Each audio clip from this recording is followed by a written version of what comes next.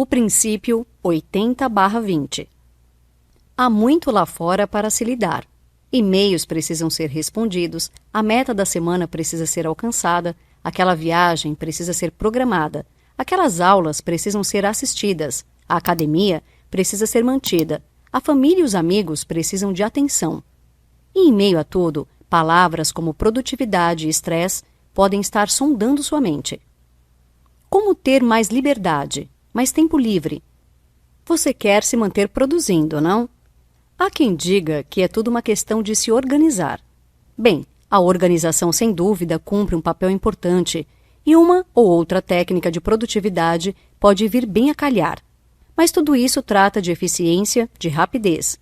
Se você fizer as coisas mais rápido, será que não irá acrescentar outras à lista? Como proteger o tempo? Apenas eficiência não basta. De que adianta acelerar os motores e chegar rápido a lugar nenhum?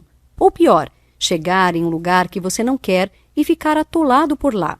É preciso aliar eficácia à eficiência, coordenar seus esforços e concentrá-los naquilo que traz resultado.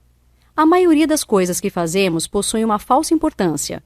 Há pouco que seja realmente relevante. Para ser mais preciso, algo em torno de 20%. 20% responsável por 80% de tudo que você gostaria de ter. Ei! Antes de continuarmos, se inscreva no canal, deixe nos comentários quais obras gostaria de ver por aqui. Obrigado pelo apoio. Entendam o princípio. O enunciado é simples. 80% dos resultados vêm de 20% das causas. Ou, colocado de maneira mais abrangente, as relações entre causas e consequências não são lineares, muito menos equilibradas. Afinal, todas as sessões de trabalho têm a mesma produtividade? Todo o trabalho feito gera o mesmo resultado? Todos os dias do seu passado são igualmente responsáveis por quem você é hoje? Entretanto, por mais que a relação gire em torno desses números, eles não são imutáveis. Mais do que dizer que exatamente 20% das causas são importantes, entenda que há um desequilíbrio. 2/3 das conversas usam só 700 palavras, e apenas 1,3% dos filmes são responsáveis por 80% da receita da indústria cinematográfica. Então, não interessa se a relação é 80/20, 75/10 ou 80/1. O ponto principal é que raramente ela será 50/50. E se ela não é linear, então por que tomamos muitas de nossas decisões como se fosse? Essa é a pergunta-chave que guia todas as reflexões sobre o tema. É preciso dar um passo para trás e enxergar a importância de cada pensamento, de cada escolha e de cada ação. Porque se elas possuem pesos diferentes para definir quem somos e quem nos tornaremos, então devem ser tratadas como tal. Conferir importância àquilo que não possui uma consequência relevante é a maneira mais efetiva de permanecer estagnado. Saiba de onde ele veio. A ideia original vem de Vilfredo Pareto, um sociólogo e economista italiano do século XIX. Em seus estudos sobre a distribuição de renda na Inglaterra, ele percebeu que 80% da riqueza estava sob posse de 20% das pessoas, o que por si só não chega a ser espantoso. No entanto, os números intrigaram Pareto por 2 motivos. 1. Era um padrão que se repetia em outros tempos e em outros países. 2. Havia uma proporção. 10% da riqueza estava com 65% das pessoas e 5% com 50% delas. Ou seja, o desequilíbrio se mantinha e ficava mais evidente quanto mais seleto fosse o grupo de referência. Contudo, Pareto não foi capaz de justificar sua teoria e caiu no esquecimento, pelo menos por um tempo. Depois da Segunda Guerra Mundial, 2 homens, trabalhando independentes um do outro, resgataram suas ideias. O primeiro foi Zipf, um filólogo especializado em estatística populacional. Ele atestou os mesmos padrões percebidos por Pareto e trouxe-o para o campo trabalhista. Notou que pouco do que se faz realmente traz resultados e, portanto, deve-se restringir onde o esforço é aplicado. Chamou isso de princípio do menor esforço e justificava-o com o exemplo da desordem nas mesas de trabalho. Dizia que 20% das coisas são usadas 80% do tempo e por isso tendemos a deixá-las próximas ao invés de guardá-las. O segundo foi Duran, um engenheiro romeno naturalizado americano. Ele publicou o livro Controle de Qualidade, utilizando o que chamava de princípio dos poucos vitais, para aumentar a qualidade dos produtos. Defendia que 20% dos defeitos são responsáveis por 80% das perdas de qualidade, mas não foi levado a sério nos Estados Unidos e só conseguiu adeptos quando foi ao Japão palestrar. Lá ficou por anos, ajudando no crescimento tecnológico japonês. Com os resultados adquiridos, ele foi convocado de volta para ensinar seus métodos às indústrias americanas. Foi só então que o princípio começou a ganhar tração no mundo dos negócios. E de lá para cá, suas aplicações têm ganhado cada vez mais espaço nas mais diversas áreas. Admita que as coisas ruins são caóticas, e nem por isso são ruins. A teoria do caos, surgida após o falecimento de Pareto, ajuda a justificar suas ideias. Colocada de maneira simples, ela diz que tudo tende ao caos. Antes da origem do tempo e do espaço, tudo podia estar em perfeito equilíbrio. Porém, desde que o tempo começou a andar para frente, o universo está ficando mais desequilibrado. Na física, esses desequilíbrios são chamados de potenciais, e são eles os responsáveis por qualquer fenômeno físico. A água congela porque há um potencial térmico. A chuva cai porque há um potencial gravitacional. O seu celular é carregado porque há um potencial elétrico. Só que por mais que cada um desses fenômenos aconteça, para chegar a um ponto de equilíbrio, uma mesma temperatura, o nível do solo ou a carga completa, eles não são isolados. Isso significa que cada fenômeno, ao interagir com o universo, deixa uma marca. E essa marca causa novos desequilíbrios, que podem levar a novos fenômenos. Às vezes, essas consequências servem para alimentar o próprio fenômeno inicial. Se 2 filmes são lançados juntos, sem divulgação anterior, as pessoas os escolhem aleatoriamente. Entretanto, após as primeiras sessões passarem, a crítica e a propaganda boca a boca influenciará a escolha das próximas. Com o passar dos dias, o filme mais bem falado será visto cada vez mais, e o outro cada vez menos. E é seguindo essa lógica que 1,3% dos filmes são responsáveis por 80% da receita da indústria cinematográfica. Não há linearidade nem uma distribuição igualitária. As condições iniciais e as primeiras consequências agravam cada vez mais o desequilíbrio. Pense também em juros compostos. O montante acrescido no primeiro mês influenciará o do segundo, e assim por diante. Assim, os investidores ficam mais ricos e os endividados mais pobres. Admita que o equilíbrio é uma ilusão. Na melhor das hipóteses, ele será dinâmico, como um equilibrista em uma corda bamba, compensando os desequilíbrios com uma força contrária. Mas se eles existem, use-os ao seu favor. Foque naqueles que trazem coisas boas, e elas se multiplicarão. Não desista antes do ponto de virada. No início, por melhores que sejam as condições iniciais, o resultado gerado é pequeno. É comum precisar de um esforço gigante para algum resultado aparecer. Você ainda estará aprendendo quais são os pontos vitais do seu negócio, e mesmo acertando-os cedo, eles ainda precisarão pegar embalo. Contudo, os resultados iniciais irão influenciar os demais. Por mais escassos e insignificantes que pareçam, eles possuem sua força. Não os subestimem, não desista. Você nunca sabe o quão próximo o sucesso pode estar. Vai chegar a hora em que a situação irá se inverter e com pouco esforço você conseguirá grandes resultados. Mas esse não é o ponto de partida. Confie no processo. Confie no desequilíbrio positivo. Pense 80/20. Antes de expandir o conceito, saiba que há 2 métodos para aplicar o princípio em sua vida. Cada um tem sua importância e seu correto momento de uso. Mas, logicamente, ambos começam com você procurando por um desequilíbrio específico. Análise 80/20. Você estima que a relação entre causa e consequência seja 80/20. Então parte para a pesquisa, procurando por dados que comprovem a desigualdade e refinem sua estimativa. Com isso, você não só chega a um valor mais preciso, como um 70/25 ou 60/30, como ainda pode descobrir relações de causa e consequência que não haviam lhe passado pela cabeça. Pensamento 80/20. Aqui a precisão não é importante. Você não está interessado em um uso quantitativo. É apenas um exercício mental de introspecção. Admita que há um desequilíbrio e procure pelos pontos vitais. Se você pudesse agir sobre uma única coisa para ter o resultado que almeja, o que seria? Mas tome cuidado para não restringir sua busca pela relação. Duvide sempre de suas conclusões e evite pensar que algo só é como é por causa de um único fator. Se você aplicasse esse pensamento em livrarias, poderia afirmar que 20% dos livros são responsáveis por 80% do lucro. Seguindo, você poderia aconselhar um livreiro a focar apenas nos best-sellers e tirar os outros livros das prateleiras. Só que nesses 20%, há livros que vendem bastante ao longo de todo o ano, mas não em um período concentrado para que seja um best-seller. Ademais, não basta dizer que 20% das causas são importantes, como se houvesse uma barreira definitiva entre aquilo que é e o que não é. Pensar dessa maneira leva você a aplicar a linearidade onde não há.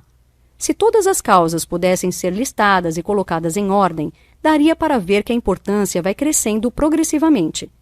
Portanto, os 20% de causas mais relevantes não são igualmente relevantes. 20% desses 20% são ainda mais vitais. Use-o e expanda o seu alcance.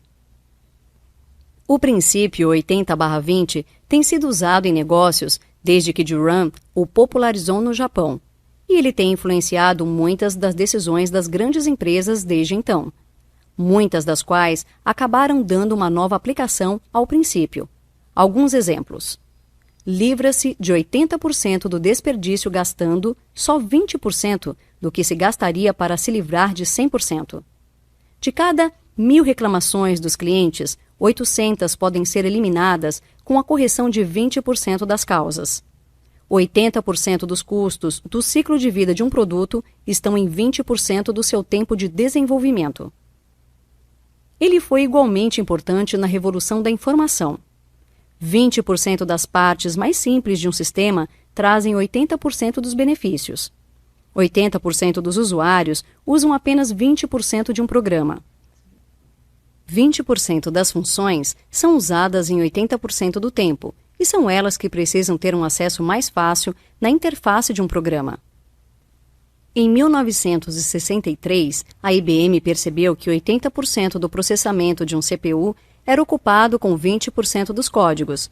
Melhorando sua acessibilidade, houve um ganho estrondoso de velocidade e ela superou em muito seus concorrentes. Quando estava desenvolvendo o seu Newton MessagePad, a Apple notou que apenas 0,01% do vocabulário é usado em 50% das tarefas que o usuário quer fazer em um computador portátil. Após identificar o padrão, suas decisões irão girar entre duas alternativas. 1. Realocar os recursos para aquilo que é mais importante.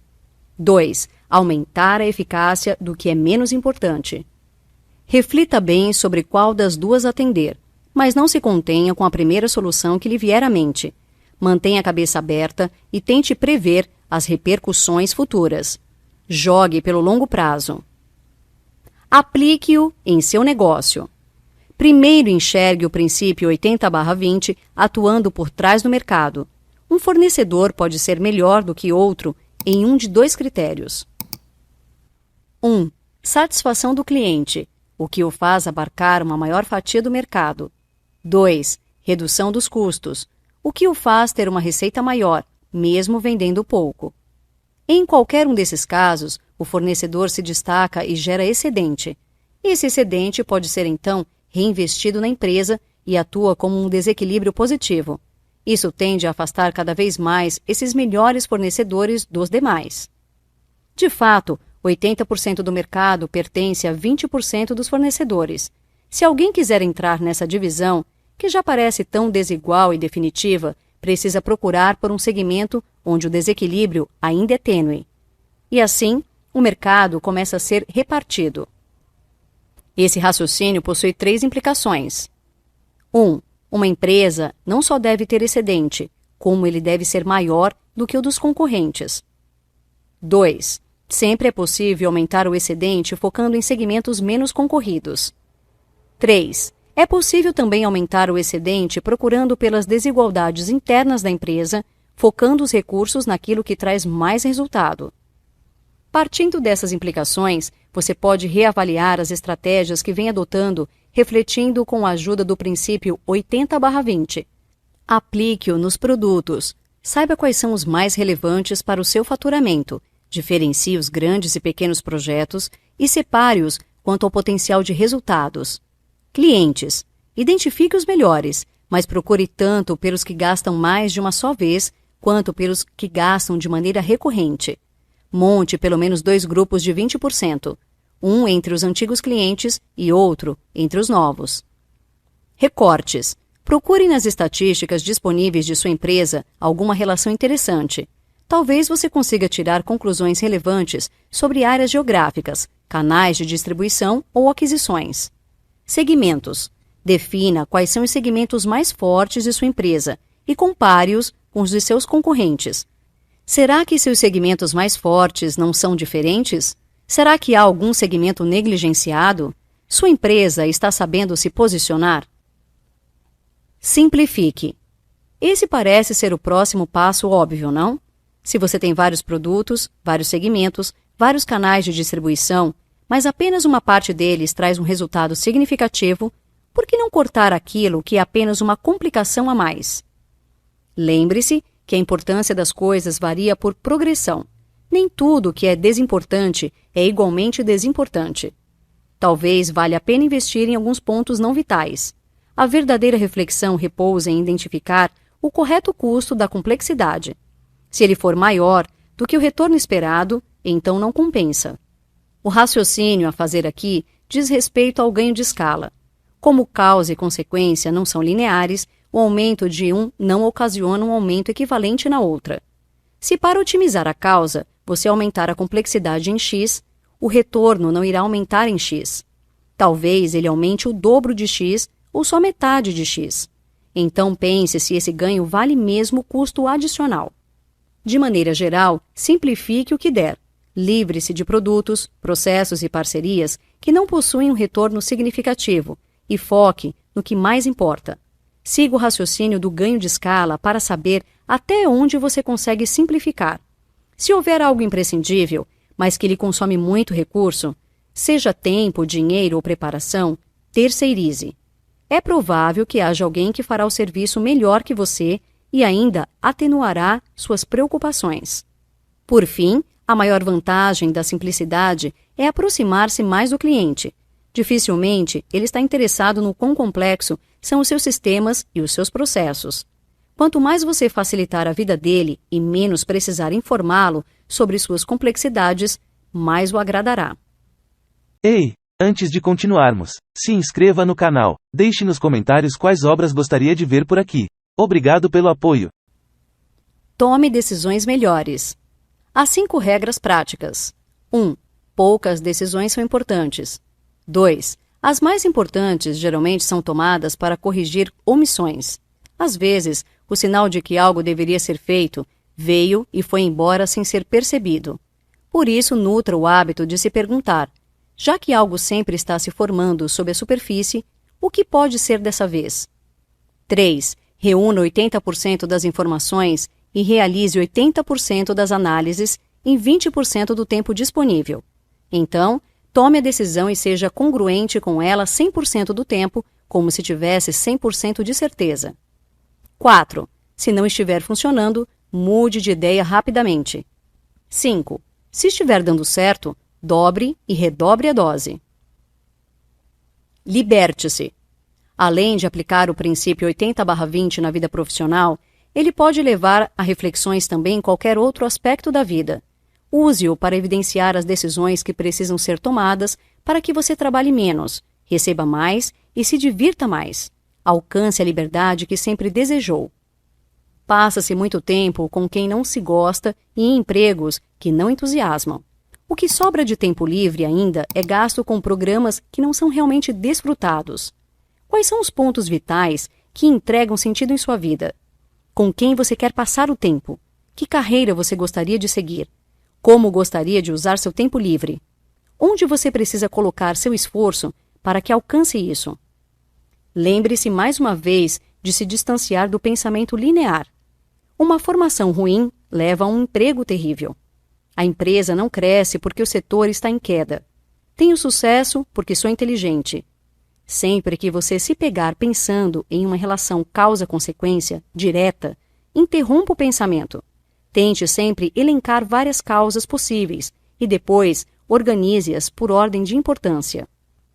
Para conquistar a liberdade em sua vida, você deve primeiro alcançar a liberdade em seus pensamentos. Restringi-los a algo tão unidimensional como uma relação direta dessas é aprisionar-se, é amarrar a mente. Todo mundo pode alcançar algo significativo. No entanto, a chave não é o esforço, e sim descobrir qual a conquista mais importante. Gerencie o tempo. A bem da verdade, nem tudo é uma questão de administrar o tempo.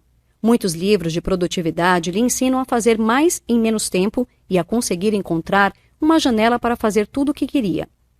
Isso é ótimo, mas não é o suficiente. Seguindo apenas esse pensamento, você acaba caindo em uma de duas caixas. Ou você tem tempo, mas não tem dinheiro, ou tem dinheiro, mas não tem tempo.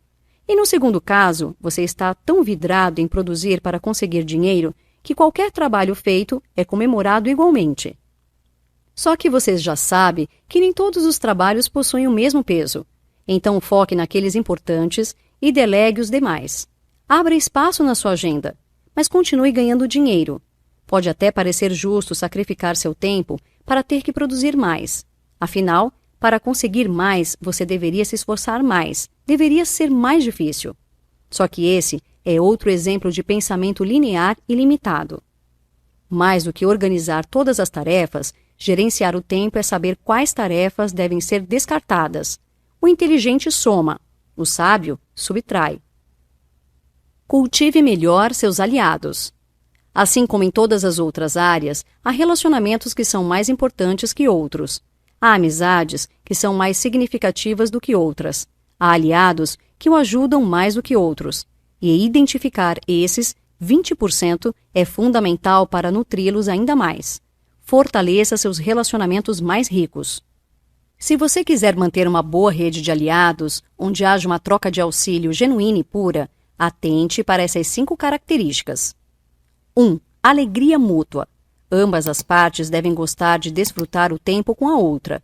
Por isso, invista nas horas que passa com seus amigos, e na qualidade delas, é claro. 2. Respeito. Não há uma ajuda sincera se não houver respeito entre os dois. E uma forma de mantê-lo é fazer com que um lado sempre esteja impressionado com o desempenho do outro. Isso não significa que você já deva ter resultados para ter aliados, mas que você deva ter uma causa com a qual os outros compartilhem. 3. Experiências compartilhadas. Esse ponto não se trata apenas de ter passado um tempo com o outro, mas de vocês terem compartilhado experiências que os tenham conectado. Geralmente, passar junto por um problema difícil e até dolorido gera uma conexão profunda. 4. Reciprocidade. Esteja sempre atento para o que você pode oferecer à outra parte. Não espere que ela peça e nem que você se sinta em débito. 5. Confiança. Seja sempre honesto. Notas finais. O general alemão von Manstein dividia seus oficiais em 4 tipos. Os preguiçosos e estúpidos, que deviam ser deixados em paz pois não incomodam ninguém. Os esforçados e inteligentes, que mereciam ser reconhecidos por cuidarem dos detalhes. Os esforçados e estúpidos, que deviam ser demitidos rapidamente, pois criavam trabalho irrelevante e inútil para todos. E os preguiçosos e inteligentes, que deviam ocupar os cargos mais altos. Usar a inteligência para poupar esforço é o que mantém a humanidade progredindo. E para poupar esforço de maneira consciente, é preciso saber como reduzi-lo sem perdas significativas. Para não haver perdas, é preciso saber o que gera os resultados e o que não gera. É preciso saber o que é vital e o que não é.